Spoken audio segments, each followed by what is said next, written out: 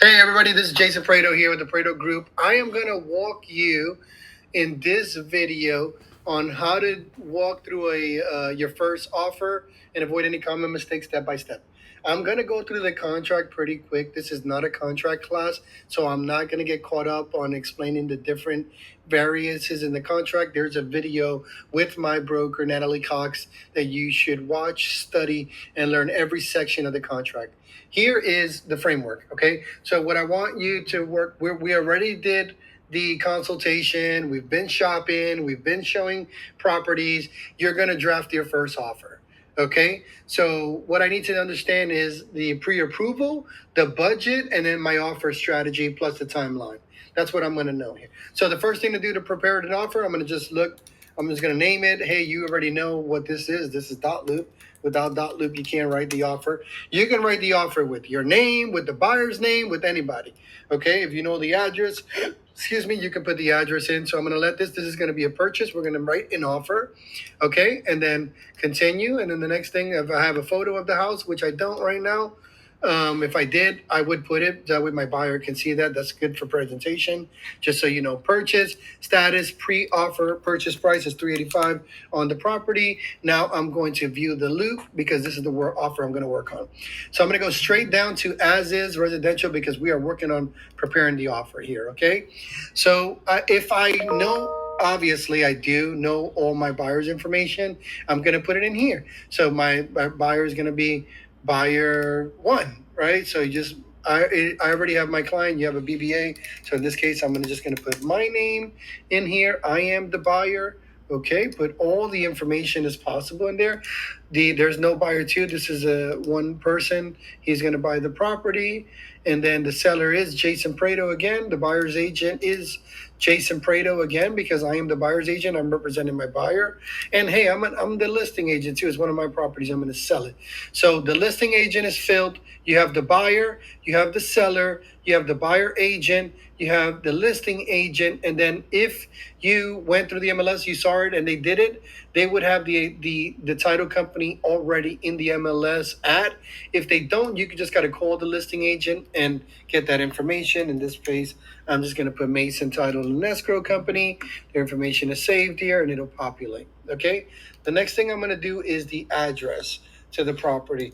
Right. This is the one that they said they love. So we're just going to put an offer on this property right here. It's on the MLS, and here it is. Oh, yes, it's on the MLS. Would you like to save time by importing the listing details from the seller's MLS? Yes.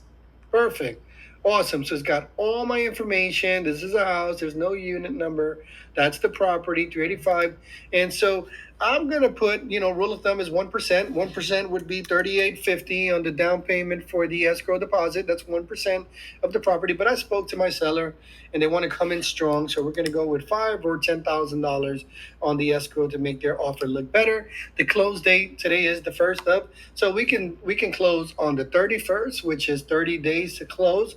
That's more than enough time. Or if I wanted to be lenient, I can close any of these days right here in here because these would work as well. So let's just say, boom, they want to close pretty soon. They're going to do it on the 13th on Wednesday because they want to go in to the weekend and take those few days off to move in. Perfect. Awesome. Expiration, this is just giving them time to say, hey, my buyer is putting this offer, we're not going to be stuck with you forever. Here is the day that I need to know by. You can do 24 hours, 48 hours, 72 hours, however you want. So by Thursday, give them a couple days. Let me know what you guys decide. Anything that they're including, excluding would go in here. The legal description would go in here. And now, my friends, I pre-filled, auto-filled my page here. And I noticed that my name came off here. So I'm just going to do it real quick. Technology is beautiful, right? So that's not a big deal. So just make sure everything is here. And if this happens in the middle of you writing the offer, don't sweat it because we're going to go and fill it in now. Okay. So auto-fill, bam, here's the beautiful contract. Now the contract is pre-filled out as much as I put in there. I still got to do some work. Okay.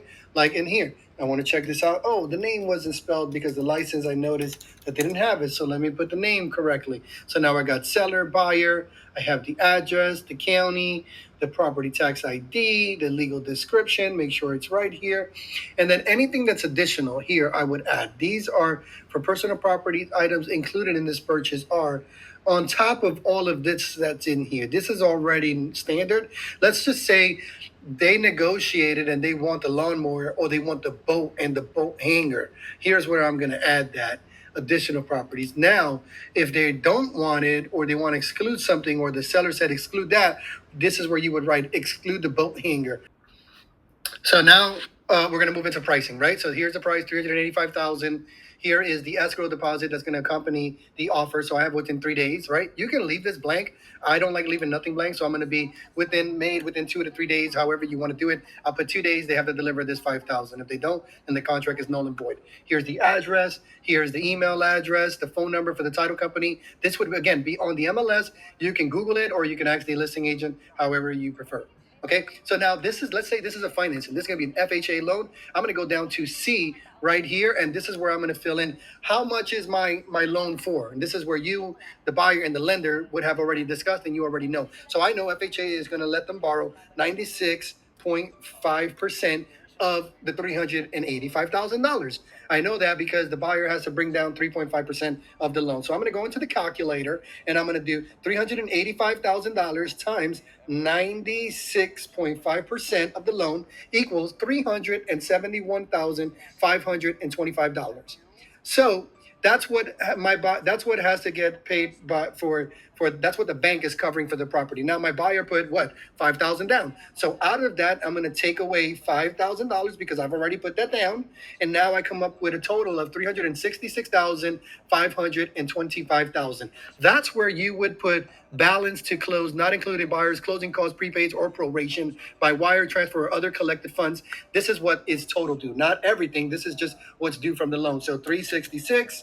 525, and now my friends, this is all completed how you do it here. Another way to do this, which I don't like it, it's the lazy way. You can go like this. If you're a listing agent and you see agents do this, not bad. It's just a little lazy to do that. If it's a different complicated, if you don't understand, this would always be a safe word for you. Okay, but we know what the price is, so we're going to leave that right there. Time for acceptance is we're going to give them 2 days for them to accept the property, and now that part of it is already complete. Now we're going to go to the second page. The close date, we already have the close date in here. Make sure that this is selected. Everything here looks good. So I'm going to move down to number 7, assignability right here. You always want to select this. If you're a listing agent and someone's sending you an offer and they send you something like this, may assign and therefore be released to further liability of this contract, this is a 100% no. I never accept an offer with something like this. Mainly wholesalers use things like this or people that are not serious. If somebody selects that, they're not a serious buyer. Right here, may not assign this contract if the box is checked. This is the best way you're going to get your offers accepted. And then financing, we're going to go into, not A, we're going to go to B because I said this contract is contingent upon my buyer getting a loan for 30 days, right, effective date, and it's going to be an FHA loan. That's what they're going to select. That's the property that they selected. And then it's going to be a fixed. I'm going to be a fixed, not to exceed, whatever, if you want to do that, 8%, and a term of 30 years. If left blank, their buyer shall make application within the first 5 days. Make sure you select that right there. If they already did the application and they approved, like our buyer from Responsive Mortgage, we pretty much do cash offers. Then you can do 1 or 2 days. This becomes irrelevant at that point because we already pre-qualified all of our buyers up front.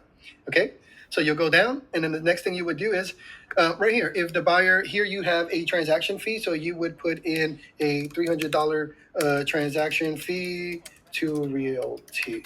Okay, and then here, this is just going to sneak this in. If they are charging you an MLS fee, the listing agent, here's where I would probably do that. So I would do like MLS $350 fee or something like that. Okay, MLS, boom. And then that would be responsible for me to throw it back into the listing agent because I don't want to pay their fees. Okay. So if you're on our team, I'm going to show you how to not pay those things. And this is one of the ones you want to look for, 141. So if it's there, just make sure you put it in here because we're not going to go by word of mouth. We're going to go by what's on the contract always. Okay. Section here, and here's where we would select line 172. Seller shall designate the closing agent and pay for owner's policy and charges. So I always want to select theirs because this will save the buyer money. If I'm the listing agent and the buyer wants to select it, I would let them do it too because it would save my seller money. But in this case, the seller already selected this, so I'm only going to select this one right here. I don't have to worry about that because I am not in Miami-Dade, but for my Miami-Dade partners, you would have to fill this in, unselect this one, select this one, and then put in whatever the fee is, 200 at the maximum there. Okay. Then we'll move down to home warranty. If I'm representing the buyer, I always want to get them a home warranty if I can from my Home Warranty America folks. You want to meet them. They are awesome. And so make sure you reach out to her. I think her fee is 801. But Nicole will have this information. So make sure this is in there. This is what we want to make sure we get them with every house. So that way the seller feels comfortable that they don't have to worry about doing anything extra after they close. They have a home warranty, and it's a peace of mind for everybody. And then here you want to select line 194, seller shall pay installments due to prior to closing, and buyer shall pay installments due after installments of prepaids and due of the year of the closing. This is if they're in an association and there's any special assessments that are currently going on. Some sellers pay it. Some buyers want the seller to pay it if they're in the middle of something on the contingent, but it's very rare. So for us, just select A always, unless we have that conversation and the buyer wants them to pay it and they really understand that. For the most part, they won't. This is standard that seller pays to a certain degree until they own it, and then because that has nothing to do with the buyer and the seller, it has to do with the community, the property, and the location. Okay. And so we're moving down here. We're getting over towards the end. And so the inspection, here's where you want to protect your buyers right here. Okay. If you want them to accept it, 7 days is the minimum, 10 days is a comfortable spot, 15 is the max, unless they're doing a lot more inspections. So here we'll put, 10 days to protect my buyer and give them enough time to do the 4-point, the home inspection, the wind mitigation, the septic inspection, any kind of drywall, AC inspection, whatever I need. I want to make sure my buyer is comfortable. You like the house, we're moving forward. If not, we got 10 days to pull back, and we only have the inspection investment in it, which is $400 to $500. And then this stuff is pretty standard that you went through with Natalie Cox. And here we'll get to the end of, if this is an FHA, here's the attachments. If there's anything on the MLS that's already attached, I want to add it here because I'm going to add it with my contract. So in this case, we're going to do a FHA VA and then a lead base because it was built 1978 or sooner. We're going to add it with the loan. That's a different document that you would have to have signed in apart from the contract. So we have those. Everything looks good. Now the additional terms, my buyer needs some help on some closing costs. So what we want to do is buyer requests seller to credit buyer 5% of closing costs towards at closing. Okay, so this is pretty standard. Always has to be buyer request, not you request. Always has to be from the buyer requesting to the seller. Buyer requests seller to credit the buyer 5% of closing costs at closing. Save that. That's there. Now we are preparing our offer. Just make sure your information is there. Your information, the listing information is there. So this would look like this on an official offer. I'm just showing you how to prepare this. But if you had a real MLS with real buyers and sellers, this would auto-populate. It just sees my name, and that's why it's doing that. Okay, and so you would put LPT Realty. Make sure all the spelling is correct. Now what I did to get it here, my L is not working on my keyboard, but sorry about that. Boom, LPT Realty. Okay, perfect. Boom. Perfect. Okay. And then that is complete here. And this is completing your first offer here. Then you would save it, obviously, so you would have all your changes don't get lost. And so if I were to send it, I would go back before I send everything and I'm going to review it. Make sure there's no mistakes on the name. Make sure there's no mistakes on the property address. Make sure there's no mistakes here and I didn't miss anything. I'm going to go very slowly and check this out. You have a a template, a sample. Make sure you have that. Okay, so then I would continue to just make sure to see that I didn't make any mistakes. This is selected. This is selected. FHA. I have everything filled in here. Boom. Now this right here is just protecting my buyer. These are clauses to protect them, okay? Just so you know. Boom. Got my fees in there, title. Perfect. I missed this. You see, I don't like leaving blank spaces, so you have up to 15 days. So just fill it in there. That way there's no blank spaces. You look more professional. Obviously, this doesn't to pertain to the Stellar MLS, so that's okay. Everything is selected here. Everything about permits. Boom. 10 days on my inspection. That's my get out of jail card for my buyers again. So I have 2 or 3 defaults here. So like if the inspection works and then they go through, but then the interest rate goes up and it goes over 8, then I protected them and they can get out of it. They don't lose any kind of escrows. So my contract here is geared towards protecting my buyer to get out with these kind of contingencies. And then this is a negotiation. Doesn't mean they're going to accept it, but it's a good start of good faith for my buyer to say, wow, my agent is working hard for me, 5%. If I can get that, then I really, I have to come to the table with, less than 2% of money out of pocket to buy a $400,000 home. That's 48 grand. Most people pay that in their deposit of their rental lease. They'll never get back.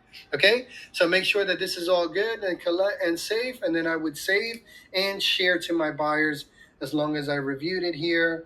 That's the next step that I would do. Make sure that all the parties are here. Obviously, Mason Title doesn't have to do that, but it would be like your buyer, your first buyer, your second buyer. You would select their name, and then you would do can sign if it's not already selected. I'm an agent in the system and a buyer. That's why my stuff is funky in here. But this would say sign for your buyers. It would be a lot less complicated with a demo account or with your account than my account. Okay.